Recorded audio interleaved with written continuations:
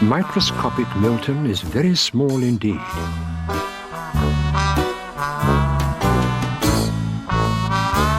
He lives in a clock on the mantelpiece in the parlour of a house that belongs to a lady named Mrs. Witherspoon.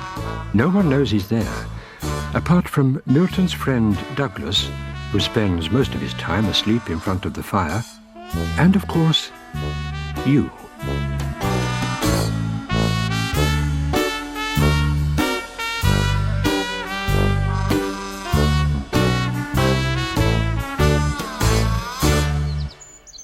Microscopic Milton and Douglas were playing hide-and-seek in the garden. Milton closed his eyes and counted to 10. "Coming, ready or not," he shouted, and turned to look for Douglas. "There you are!" Milton always seemed to win when they played hide-and-seek, but Douglas wasn't discouraged and covered his eyes while Milton looked for a hiding place. Douglas counted. 8, 9, 10. Just then they heard Mrs. Witherspoon shout from the kitchen, "Douglas, lunchtime!" "Don't you dare come in here with those dirty paws all over my clean kitchen floor. I'll have to give you a bath before you have your lunch." Douglas didn't like bath time, even though Mrs. Witherspoon let him have some of her special bubble bath.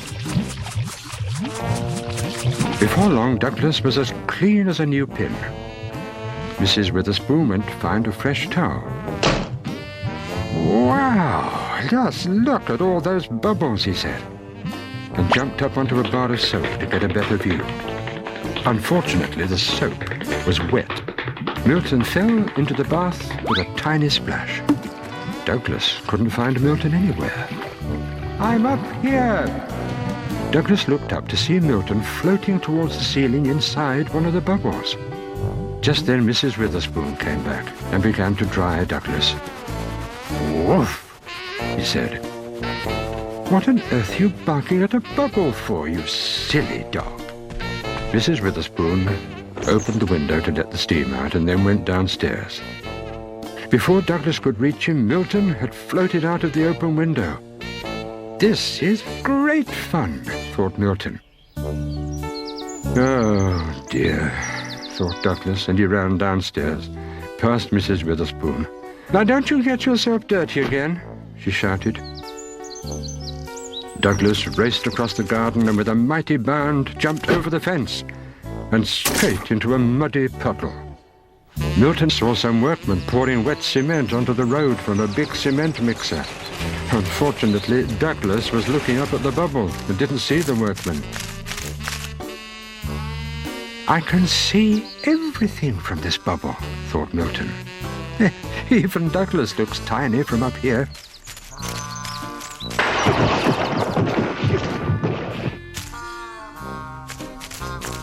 Douglas ran on and on. He was so busy watching the bubble that he forgot to look where he was going. The bubble drifted over the town, across the local refuse dump, over a newly ploughed field and into the countryside. Just then the bubble began to lose height and it floated slowly down towards some tall trees. Down fell Milton towards a large patch of stinging nettles. Luckily, Douglas arrived in the nick of time. "That was fun," said Milton. "Can we do it again?" Douglas didn't reply, and they set off towards home. Mrs. Witherspoon hardly recognized Douglas when she saw him. "I don't know how you do it," she said. "I'm going to need my biggest scrubbing brush and an extra ration of bubble bath to get you clean this time." Douglas wasn't taking any chances. He popped Milton into a jar of bath salts where he couldn't cause any more trouble. "I've had more than enough baths for one day."